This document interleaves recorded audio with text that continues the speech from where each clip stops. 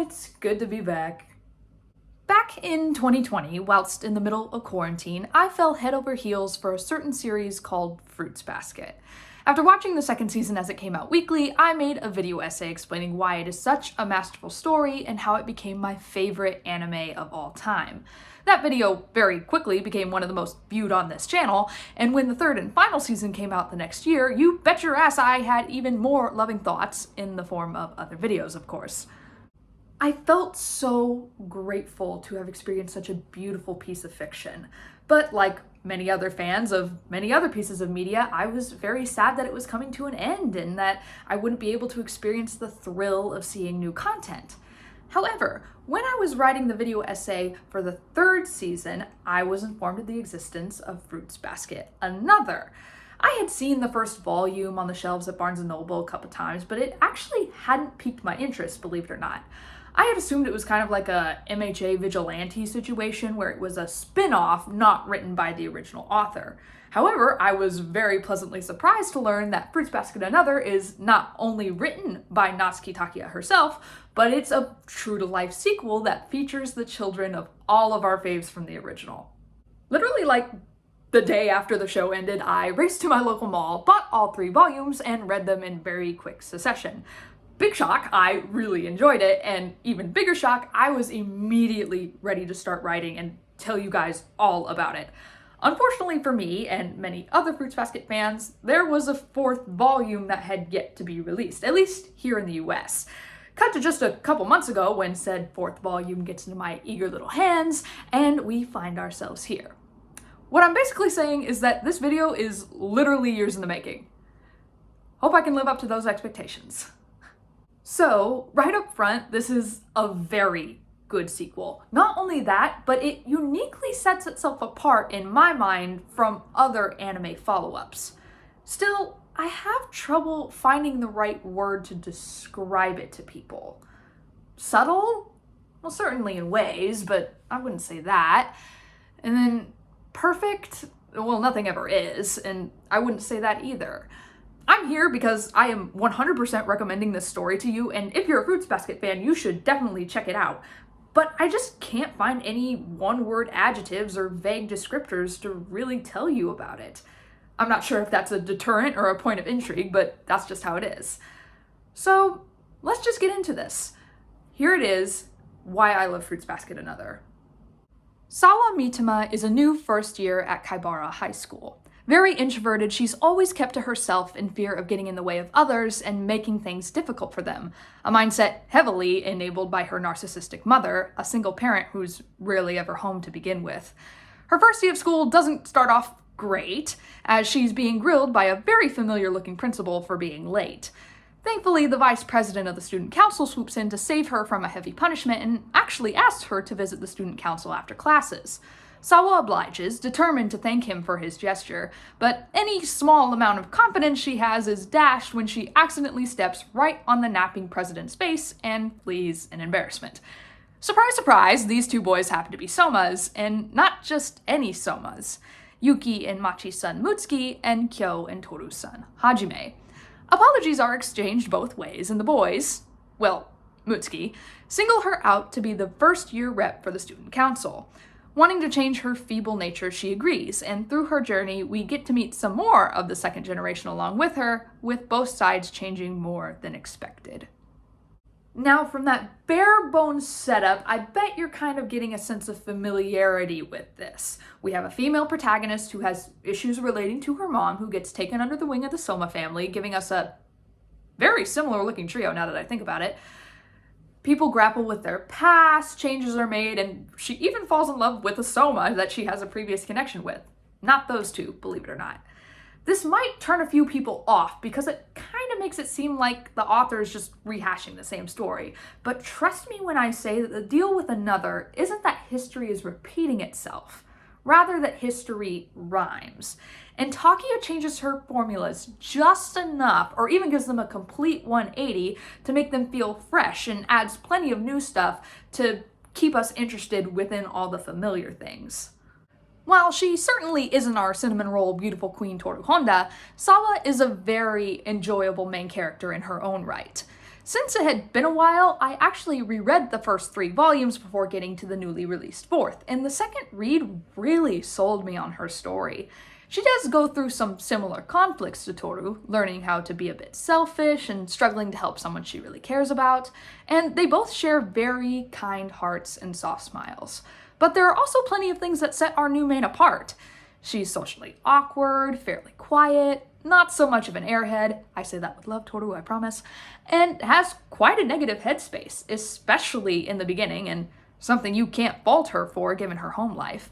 And her interactions with the Somas are equally varying and interesting because they too aren't just clones of their parents or even perfect combinations of them. Kyo and Toru, of course, are my absolute favorite ship, as well as my favorite individual characters from the original, so it's no surprise that I found myself so drawn to Hajime.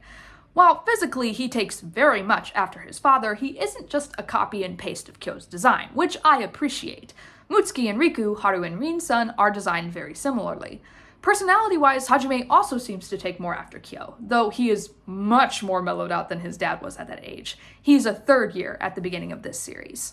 Of course, we're able to see Toru's influence pop out of him every now and then too. He's very clearly the cook of the house he shares with Kinu and Mutsuki, and the others coerce him into making dinner on several occasions. No doubt he spent a lot of time in the kitchen with his mom growing up, and my heart just squeezes at the thought of her teaching him when he was little. Hajime is also very observant and quick to show his concern when he realizes something is wrong, one perfect combo he got from his parents. Of course, like all children, he is his own person. He's definitely established himself as the most responsible out of the cousins, unknowingly that is, and the second gen Somas unquestionably recognize him as the protector figure of all of them, the big brother, the papa, as Sora jokes, and that definitely comes through in his friendship with Sawa as well. Meanwhile, Mutsuki is definitely the wild card between the two of them. Upon meeting him, it's very clear that, at least in public, he carries the same kind of princely air that Yuki had around school. However, unlike the facade it was for his dad, the image is a lot more genuine for Mutsuki. Oh, not that he's super chivalrous or anything, it's more like he's a mischievous little bastard who has no problem using anything to his advantage, especially his looks and school status as a Soma. And I say this as an 100% positive thing, because it is hilarious. If he can get other people to do his work for him, he will, especially Hajime. He gets a kick out of teasing people, especially Hajime, and he also seems to actually appreciate the antics of the Soma fan club at school and even encourages them, at Hajime's expense. Oh yeah, they still have fangirls, and we're gonna get to that. At first glance, it definitely doesn't seem like Mutsuki takes after his parents at all. But as the chapters go by, we get to see his softer, genuine moments and how he truly and deeply cares about the people he loves. If you mean something to Mutsuki, he is ride or die for you. And it's these moments where we actually get to see bits and pieces of Yuki and Machi come out. Even still, when I really thought about it, I realized that every side we see of Mutsuki, from the prince to the playful cousin, is all a result of how he was raised. When you consider how Yuki and Machi were brought up, always having to keep their emotions in check until he dug himself into a hole of despair and she wrecked entire rooms, it is so incredibly heartwarming to see their only child be so blunt and outwardly get angry for others and just be who he is and joke around without the fear of being rejected. It really creates a nice dynamic between him and Hajime, not just from their personality types, but also seeing the different ways they've taken after their parents. Of course, these two aren't the only second-generation Somas that we get to meet, and all of them have their own things going on while also inheriting stuff from their parents. I mentioned Riku and Sora earlier, and the twins definitely take after Haru and Rin in their looks.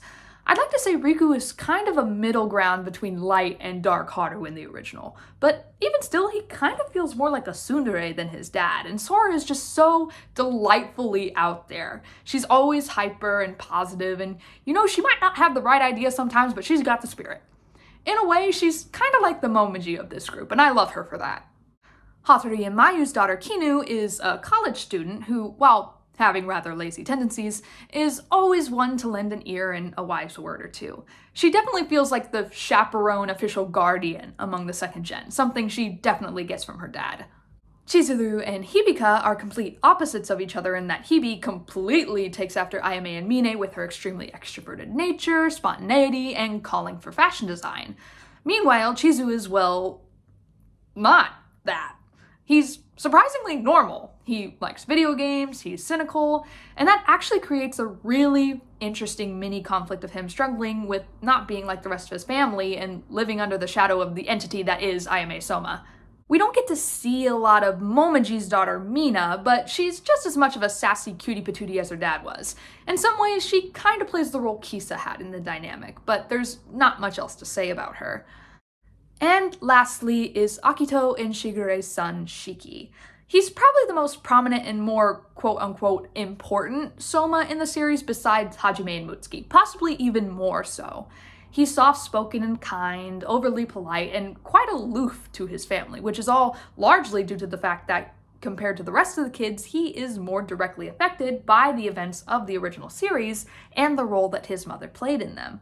I think he's kind of the vital through line that connects this story to its predecessor, a super interesting tidbit that I'll touch upon in a moment, but on a more positive note, his importance also comes through with him being Sawa's love interest.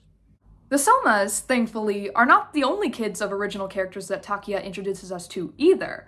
First, we get to meet Michi Manabe, Kakeru's daughter, and it was only when I first read this that I realized that, oh yeah, by marrying Machi, that makes Yuki and Kakeru brothers-in-law, and that just makes me so unbelievably happy. It really warms my heart to see how close Michi and Mutsuki are, to the point where he considers her his older sister. And while she doesn't show up a whole lot, she always brings the same chaotic energy of her dad that puts a smile on my face. We also get to see Hanajima's son, Ryo. He's around the same age as Chizuru and Shiki, with all of them being in middle school. And while it doesn't seem like he has wave powers like his mother, he definitely inherited her cheekiness and nosy nature. I think my favorite out of these non-Soma kids, though, has to be Ruriko Kageyama, the daughter of Motoko Minagawa, or as you all probably know her, the president of the Yuki Soma fan club. Ruriko is dutifully following in her mother's footsteps while going even a step further, showing appreciation and love not just for one Soma, not just for Yuki's son Mutsuki, but for the entire Soma family, which honestly, good on her, because there was always something that bothered me in the original, because yeah, Yuki's nice, but Kyo and Haru are also right there. Truthfully, for most of the first series, I found Minagawa to be rather annoying, though she did have a few good funny moments. It wasn't really until the graduation episode in season 3 that I really grew to appreciate her as a character. With her daughter Ruriko, however, there's just something about her that I like so much more. In some ways, she is even more chaotic and stalkerish than her mom, something that leads to an absolutely hilarious panel of Motoko telling her to chill the hell out. But at the same time, she comes off as much more mature. Kind of like she's less of a Soma family fangirl and more like their manager or publicist. You remember in the original how the whole deal with Minagawa and the fan club was that they looked down on Toru and always tried to make her look bad and just flat out get her out of the way? Well, in another, Ruriko's vibe is still very much a, hey, you're stepping on holy ground here, but what makes it different is that she actually helps Sawa out.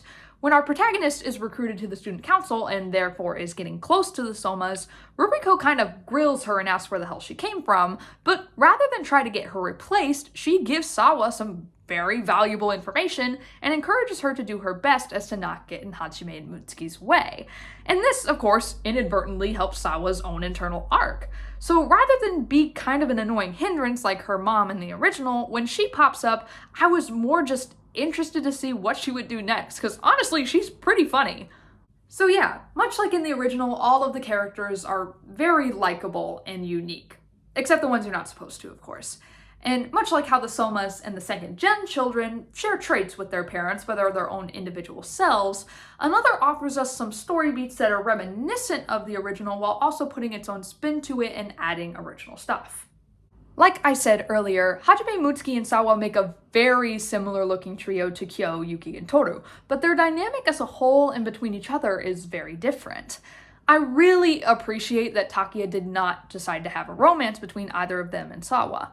Honestly, at the beginning, it almost seems like she's trying to do the opposite of the original and paint Mutsuki as the love interest, which I would have been completely fine with and not necessarily minded. I certainly wasn't expecting her and Shiki to develop feelings for each other, and while I thought it was a little weird at first, I eventually caved. It makes sense and it's cute. They're cute. Hajime and Mutsuki's interactions are also very reminiscent of Kyo and Yuki's, though their banter is much more playfully antagonistic rather than their father's maliciousness for most of the original. And their quiet and serious conversations really show how much they mean to one another. They're clearly close enough that Sawa mistakes them for brothers in the beginning, and Mutsuki does throw a joking Oni-chan at Hajime at one point. He also draws a comparison between their relationship and that of their fathers at their age, something that, once again, I'll go into detail more in a bit. And there are a bunch of tiny little mirrors that carry hints of the original into the sequel. Like I said, Kageyama and the Soma fan club, and like mother, like daughter, they will make Takei's life a living hell. The student council being very prevalent. For some reason, Sawa stepping on Hajime's face felt very reminiscent of Toru smacking Kyo with her bag to me. All of the kids take a trip to the Soma vacation house for summer break, while specifically pointing out that they're not going to the beach house. And of course, there's the complete 180 that while Toru had badass best angel mom Kyoko, who she desperately wanted back more than anything, Sawa has a self-centered, emotionally abusive bitch who she low-key probably wishes was dead. Or at least out of her life. I think my favorite thing about Another as a sequel, though, is that both within the story and how it's written, Takaya tastefully alludes to our favorite characters and events from the original series without being in your face about it. She has a brilliant and quiet way of showing that while those people and affairs still have lasting effects on this generation of Somas we're seeing now, in the grand scheme of this series, they don't matter. Even the oldest children weren't alive when the zodiac curse was in place, and though they still witness its reverberations, it has no direct correlation on their lives or problems. And even though the stories of Toru, Kyo, Yuki, and the others are still being told, the author makes it a point that their turn is done. Now it's their children's time to find themselves and figure things out. That's not to say that the series gives us absolutely nothing. It's certainly not afraid to name original characters. Haru, Hiro, Ayame, Shigure, Akito, and Hanajima are all mentioned by name at one point. Meanwhile, the rest are just referred to as my mom or his dad or something along those lines. However, when we're given a visual in the form of a flashback or a Soma's thoughts, our old mains are only ever shown from the back or in silhouette. With one exception I'll mention later, we never see their faces. This makes sense because, again, their story is over and none of them have any real impact on the plot. And even though I understood that, my fangirl heart still was like, damn you, Takaya, I want to see my lovelies again. I want to see how much they've grown and the lives they've built together and what they look like old and how they interact with their children. And Takaya, why? I know it's a brilliant storytelling, but why? Now, there are these two absolutely beautiful bonus chapters, one dedicated to Hajime and the other to Mutsuki, that not only show them younger with their fathers, but also how they reacted to hearing about the curse.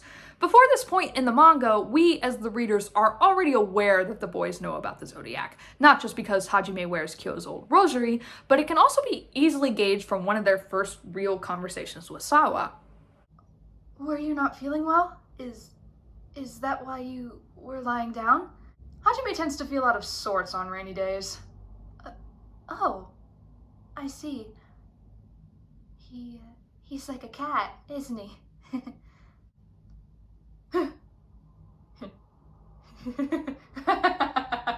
I'm so sorry. That was rude of me, wasn't it? No kidding. I'm not a cat. And I'm not gonna turn into one if you hug me. I was born like this. Okay. Huh? Yeah, that would be the normal reaction.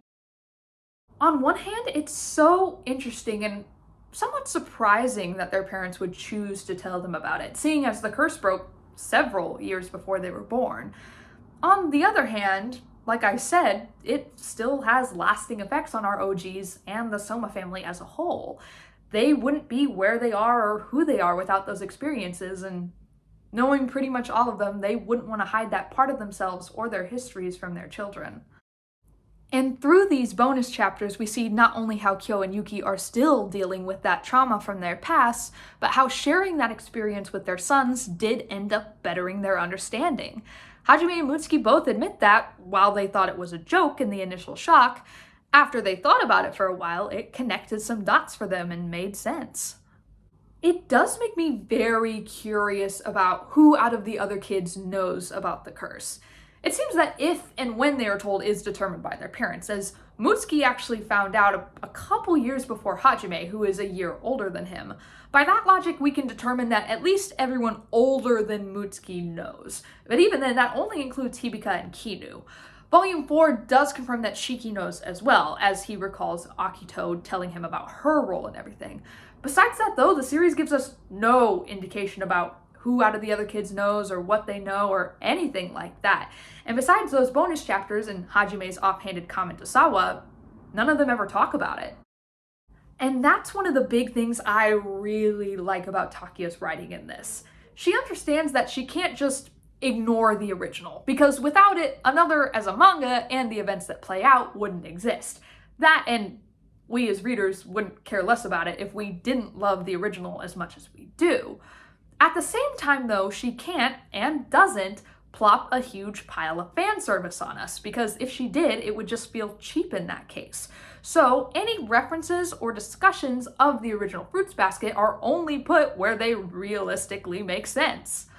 While she grows to be good friends with them, Sawa is nowhere near as close to the Somas individually or as a whole than Toru was. If her relationship with Shiki continues, then it's very probable that she'll find out about the Zodiac curse and more deep family lore, but as for where she stands with them in the series proper, there is absolutely no reason for them to go into heavy detail with her, or even share their family problems at all. Mutsuki does kind of allude to her some vague tea at one point, but gives nothing specific she can really latch on to. And again, the curse itself has no precedence on any of the kids' lives to begin with, so there's no reason for them to even discuss it amongst each other in an irrelevant situation just for the sake of the readers. The same goes for much less serious references too.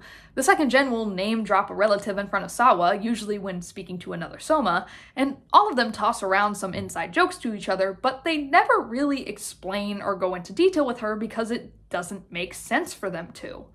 Like, in real life, if I'm having lunch with my sister and, say, a casual friend of mine from college, something makes my sister and I laugh because of an inside joke, 9 times out of 10, we're not going to explain ourselves. My friend will just go, "What?" And I'll just pull up, "Never mind, don't worry about it." And that's exactly what the Soma kids do with Sawa. Riku isn't going to mention Haru to Mutsuki and then turn to her and be like, "Oh yeah, let me give you the backstory." Sure, they'll go on short tangents with each other that give us hints as to what everyone's up to, but it's usually because she's not there or they forget she's present. Not only that, but these references happen because they're actually relevant to their current discussion or situation, so it makes sense in these instances for them to talk about them. One such instance is this brilliant conversation between Hajime and Sawa. The more I come back to this scene, the more I am convinced that it is my favorite moment in this entire series. Not just because it's a great moment for them as individuals and for their friendship, but because it sums up the entirety of the Fruits Basket franchise in just 6 pages. For context, a group of the kids are having a fun day out, stopping at a batting range so Mina can get some practice in for her team. While they're there, Sawa has a missed call from her mom, and the voicemail is less than friendly. Hajime ends up catching some of it, and, well, I'm just gonna let this speak for itself. This may be a rude question, but do you not get along with your mother? What do I do? The truth is so negative and pessimistic. If I told him, if he finds out, I'll be alone again. Just so you know, you don't have to tiptoe around it just because a lot of us like our parents. I get it. I hate my dad's father too. That guy is no family of mine. No matter what anybody says or how much they tell me I shouldn't, if I don't like someone, I don't like them. I hate them. The only grandfather of mine is Grandpa Kazuma. Never mind that stuff. Sorry, it's just something that's been bothering me for a while. It was impolite of me to ask. But if I said that about her, she's the person who brought me into the world and raised me. I ought to be thankful, or it would be ungrateful of me. That's a curse. Maybe she did bring you into the world and raise you, but just because she's your family doesn't mean it's okay for her to do and say whatever she wants. It's never okay. Expecting someone to smile and say thank you to their family when that family is stepping all over them, that's just abuse. It's just a curse.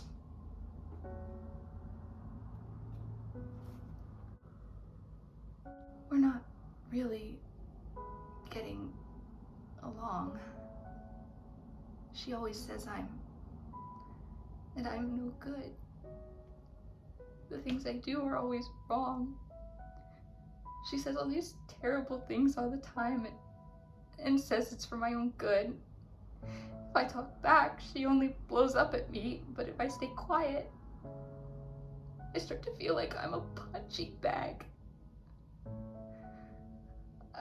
I start to wish she wasn't around. I'm a person who actually thinks those terrible things. Got it. Thanks for telling me. God, this is the good shit I missed after I finished the first series. If you watched my video on season 3, then you probably recall how I talked in great length about how the zodiac curse could be seen as a metaphor for the blood bonds in a toxic family situation. And after reading this scene, I'm even more convinced that this was purposeful on Takiya's part. Not only that, but it is such good character building for Hajime. Just to see how bitter he gets at his biological grandfather on Kyo's behalf, and to know that even though he himself was undoubtedly raised with so much love, he knows what abuse looks like because of the relationship between his dad and grandfather. And even though I never had any expectations for it, it's sad to see that even though Kyo extended a hand in hopes of opening that line of communication, that hand was just slapped away. Hajime's right though, because Kazuma is always the best choice no matter how you look at it, and I love that he and his siblings view the dojo master as their real grandpa. Also, if you remember, this scene is the exact opposite of the conversation that Kyo and Toru have at the beach house in season 2.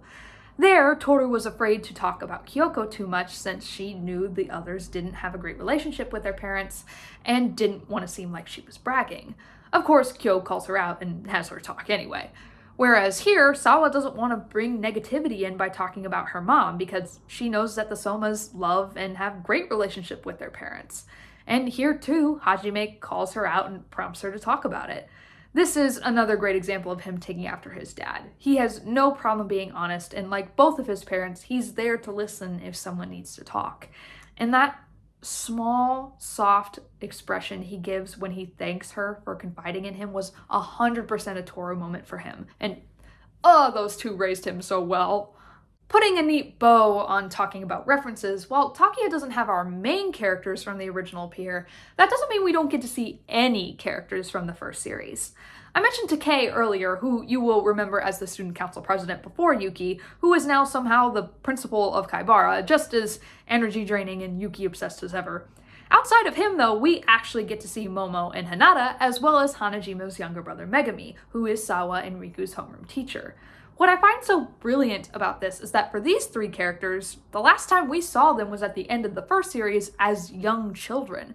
Hell, Hinata was only a couple months old when we last saw her. So by reintroducing us to them as adults, the author shows us completely new sides of their personalities, or in Hinata's case, practically introduces us to them for the first time. Unfortunately, we only see Momo once, at the same time when we're introduced to Mina. Outside of clearly growing to look a lot like her mom, the only thing we really learn about her is that she's working with Momoji as his assistant. Part of me was super excited by this because she outwardly proclaims herself as his sister, which means either they were able to actually be together as a family again, or at least she's in the know about what happened. Still, there was another part of me that was a little sad by this interaction because it heavily implies that Momiji took over his father's business rather than become a violinist like he wanted. At the very least, I hope they get to play together from time to time. Hinata and Megami, at least, make a couple of appearances between the two of them. Like I said, Megami is now a teacher at Kaibara, where I'm assuming he also attended. He doesn't seem to have changed much, being rather blunt and a little socially awkward, but his kind heart and talent of giving curses remains as well. He actually offers to place a curse on someone for Sawa, to which she understandably is both confused and concerned. Meanwhile, Hinata has grown into a very bubbly young woman, very much like her and Hiro's mother.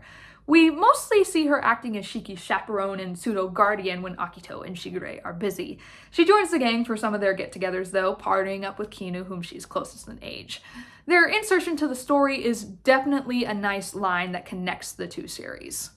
Additionally, Takaya gives us another strong connection point that seems only fitting for this franchise of emotional damage, and that is that whenever we do delve into the present of the Soma family, it is made very clear that the breaking of the zodiac curse didn't automatically break all the toxicity and trauma it wrought.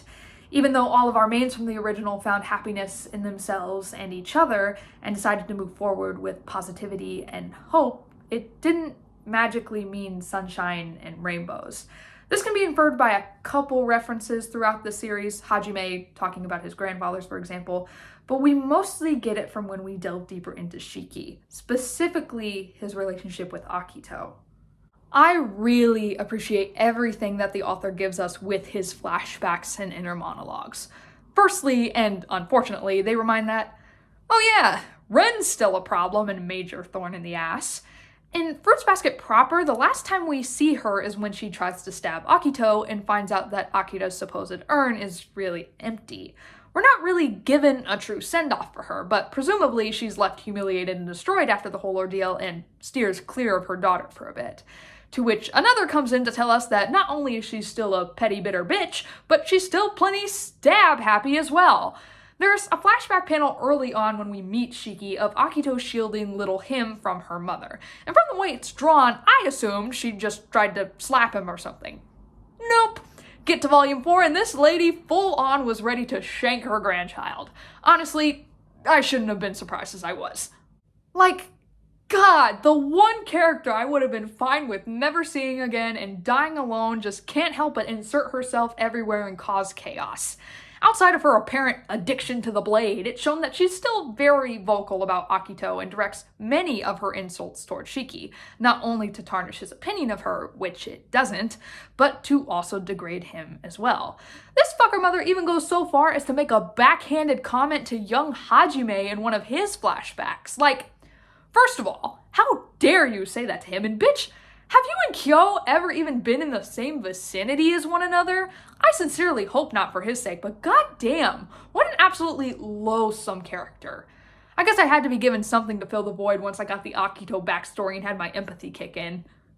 And speaking of Akito, I really like the direction her character was taken for the sequel. Out of all the original characters, we're given the most updates on where and how she is in the present day. Not only that, but she's the only one where we actually get to see her face. I don't think this is just because of Shiki's prominent role either. In the original series, she was not only the central force of the Zodiac as a god figure, but also as the cause of a great amount of trauma for literally everyone involved.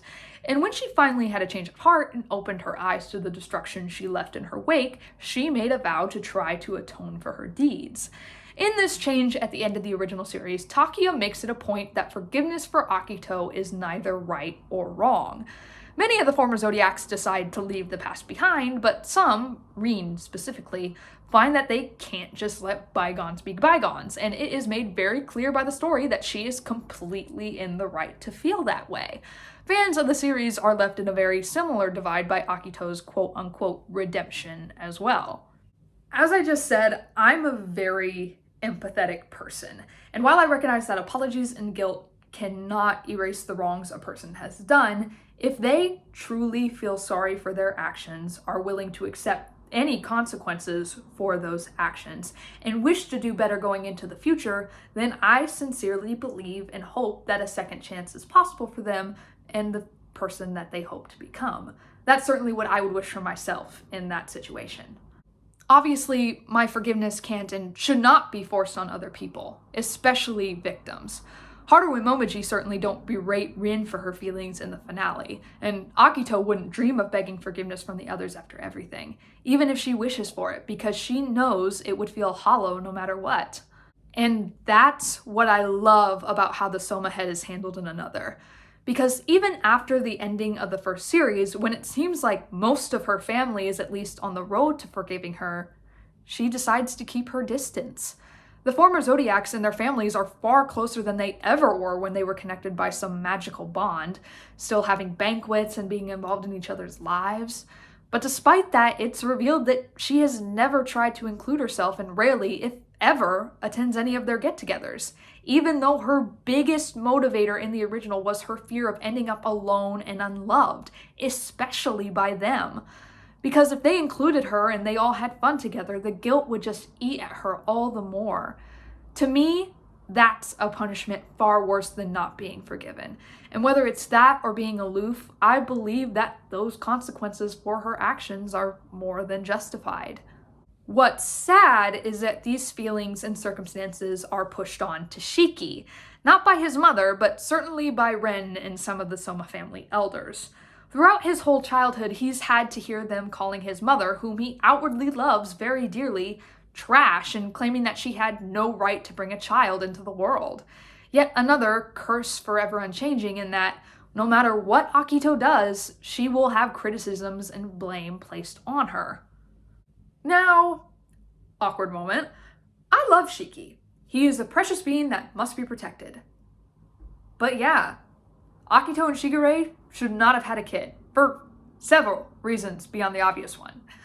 But the reality is that they did. Shiki was born into circumstances that he had no control over, much like many other characters in this franchise. And he learned that his dear and penitent mother used to be an absolute monster that scarred several people's lives. And that affects him very much. When we meet him at the beginning of the series, we see that, like Akito, he also secludes himself from the Soma family functions, though he still hangs out with all of them from time to time. He describes this as making a compromise with himself. He doesn't want to pick sides between his mother, whom he loves, and his cousins, whose parents she hurt very deeply. On one hand, he knows that Akito is much different than who she once was, but he doesn't want to undermine her actions either. Through his arc in the series, we see those around him try to help him break out of that compromise, because he doesn't deserve to place that on himself. Mutsuki especially gets super protective of him, but Sawa obviously plays a big part in that as well, though she may not know it. We even get some back-of-the-head shots of Akito and Shigure encouraging him out of his shell as well. There's this panel after he's broken a mirror in frustration, and the two of them are just looking at it and teasing him that just left me cackling. I don't know why I found it so funny, but I did. So yeah, I think the biggest reason I love Another as a sequel is that nice middle ground that Takaya manages to find. She certainly doesn't ignore the original, because what would be the point if she did? But at the same time, there's not one moment that is meant to be purely fan service. Any and all references have their place, and as any good sequel does, it does an amazing job at building upon themes and elements of the original. And you know what? You know how I was talking earlier about how I was a little frustrated that we don't get to see the OGs, even though I thought it was an ingenious narrative decision? Well, if you happen to have a physical copy of the series, you get some new content for the original Fruits Basket. Firstly, there is a small series of chapters entitled The Three Musketeers, in which Hatori, Shigure, and Aime get extremely meta and promote the 2019 anime. Another itself finished publication around the same time as the reboot began, and while I didn't really research it, it seems like Takaya put these snippets out right before a new season would air. And what's great about these, rather than just making them straight up advertisements, Takaya places them within the Fruits Basket timeline proper and gives us some genuine character interactions as if they're just regular chapters. Taking place a little bit before our trio graduates high school, it is heavily implied that anything said outside of fourth wall breaking is actually canon, which makes all of this much funnier. The whole thing begins with Shigure barging in on Hatori saying he has big news. This turns out to be that the new anime is airing, but before that's revealed, the doctor immediately jumps to the conclusion that Akito is pregnant, and when Shigure dispels that, he then jumps to asking if Kyo and Toru are expecting, to which Shigure is also like, bro, no, chill. This man just expects the absolute dramatic from his family, and I do not blame him in the slightest. And there are a ton of little moments and interactions like that are just so hilarious knowing that they're canon. We see Shigure and Aya teasing our young couples, to which Kyo and Yuki take absolutely none of their shit. Not only does Shigure become very uncomfortable with how wholesome and mature his cousins have grown, but I actually cackled at Yuki's response to Ayame and seeing them act like normal siblings. We see Akito being utterly confused and honestly not knowing how to deal with Aya's energy, which is to be expected and very amusing when she just shuts the door on him. And speaking of which, Hanajima apparently has her number and calls her whenever she can't get a hold of Shigure because Wave Girl has her ways. And a chapter or two later, when promoting season 2, Shigure says that he does feel sorry for some of the stuff that ended up happening because of his meddling. And I have never seen Hatori look so shaken in my life. Like, who are you? And what did you do with that dumb dog? Even through the promotion of the anime, Takio managed to get a few chuckles out of me with how Aya constantly acknowledged how much the series emotionally wrecks us, and how Shigure says he would have been nicer if he knew everything was being adapted. I was even more overjoyed to find that The Three Musketeers wasn't the only bonus chapters that the final volume had to offer, as there were actual official bonus chapters for the original Fruits Basket itself. While all of them are never more than 2 or 3 pages, they all take place either between or directly after episodes of the anime. True to form, some of them give us very touching moments, like young Shigure and Kurano discussing a book before their relationship turned sour, or Toru waking up tearful after dreaming of Kyoko. More than anything, though, these chapters were absolutely cracking me up because, God, this is just a big roast fest, and no one is safe, not even our precious rice ball Toru. There's one chapter that takes place right after the bathhouse episode in season 1 when they return home, and she excitedly goes to Shigure like, can you believe it? Momoji's the same age as Haru, he's gonna be in high school, and this bastard is like, oh my god, I knew that! Like, damn it, Shigure, you're such an asshole. How dare you be funny? And that's just some of the brilliant lines. Exhibit A. I'm very sorry. Yeah, you better be. Blast off to the moon and reflect on what you've done. Hopeless. Every last one of you. The epitome of foolishness. Do you not realize the year is 2019? Buy a dishwasher already. A thing that scares me? Scares me. I wouldn't say it scares me, but there is something vexatious in my mind. All I want is to live a quiet life. Yeah, I don't think you ever will. I had fun today. I really loved seeing Oni-chan's class play. It was wonderful. Yeah, it was. Good. I guess? Wonderful. Even looking at it perfectly objectively, how could you not see anything wrong with that play? She was eating, like, barbecue. Why was she eating barbecue? No, stop. Let's step away from the barbecue a bit. Are all high schools like that? Everywhere? That reminds me, Shigure! I hope it won't shock you to hear this, but you'll never believe it! Momoji is starting high school this spring! What? Really? Right, kidding, sorry. I knew that! What? We're related! I'm his relative! Of course! I'm so sorry, I was just so shocked! To say I enjoyed these chapters is an understatement, and it was definitely nice to read this comedy gold and imagine the voices of the anime saying all of it. I could picture Jad Saxon's dry delivery and John Bergmeyer's sassiness like I was actually hearing it. Speaking of which, when I read manga, I tend to assign voice actors to characters rather than just read everything in my head. Most of the time, these are English voice actors because, 1, I'm reading it in English, and 2, I'm a lot more familiar with English voice actors than Japanese seiyuu. And while our original Fruits Basket cast obviously already have actors, it was really fun just going through the catalog in my mind and assigning actors to characters. And listen, I know no one asked for this, but it's my video and you're getting my cast list. It wasn't until my second read through that I had my epiphany moment and had Kylie McNeil's voice just click in my head for Sawa. For those unfamiliar with her, she played Suzu in Mamoru Hosoda's film Belle. As of this video, that movie is her only voice acting role, and from what I know about her, it doesn't seem like that's a path she wants to actively pursue. Still, I definitely wouldn't complain if she played Sawa if another ever got animated. The two characters are definitely similar personality types, which is probably how I made the connection. For Hajime, I imagined Matt Shipman's voice. Dub watchers would probably most recognize him as Reki from Skate the Infinity and Flock from Attack on Titan. Not only is he a great actor, but his deep voice can be both incredibly soothing and sharp when it wants to be.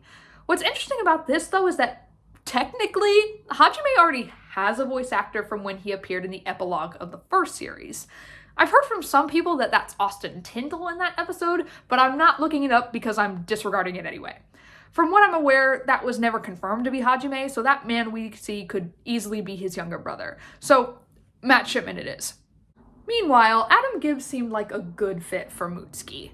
Another soothing voice, though higher than Shipman's. He played Suga in Haikyuu and Natsuo Todoroki in MHA, so maybe it's just the white-haired, smiley senpai with a mischievous side that got me. For Riku and Sora, the first voices that popped into my head were Zeno Robinson and Erica Lindbeck. Lindbeck makes sense for Sora because she definitely gives off the same vibes as hyper Kaori Miyazono from Your Line April. As for Zeno, who's most known for playing Hawks, I don't really have an explanation other than look at this boy and tell me that doesn't look like a Zeno Robinson character. I'm waiting. Pulling from my love of The Promised Neverland, I decided on Jeannie Torado for Shiki and Laura Stahl for Chizuru. Torado's young boy voice definitely lends itself to Shiki with her timidness and breathy sound. Meanwhile, Chizuru and Rei are very similar personality types, which led me to jump to Stahl. To meet Hibika's extreme extrovertedness, I honestly couldn't decide between Felicia Angel and Jeremy Lee.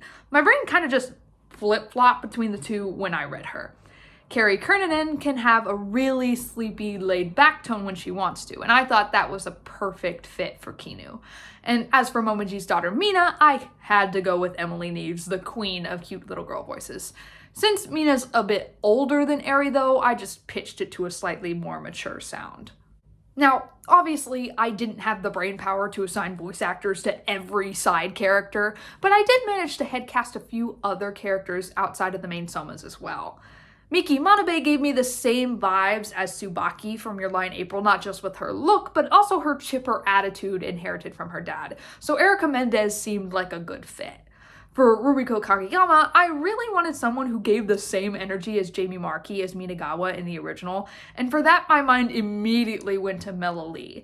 You guys would probably recognize her as Rin Tosaka from Fate and Erika from Durarara, and her voice just gives off the right amount of purposeful annoyance while still somehow carrying authority, and that connection in my brain left me dying in her scenes. I've very recently gotten into Critical Role in The Legend of Vox Machina, so for Hinata, I definitely heard Marisha Ray's voice coming out of her mouth. I mean, hey, Hinata's a soft sweetheart who's an absolute lightweight. Her and Keyleth could be twins. And finally, for Hanajima's son Ryo, I decided to be meta myself and imagined Caitlin Glass.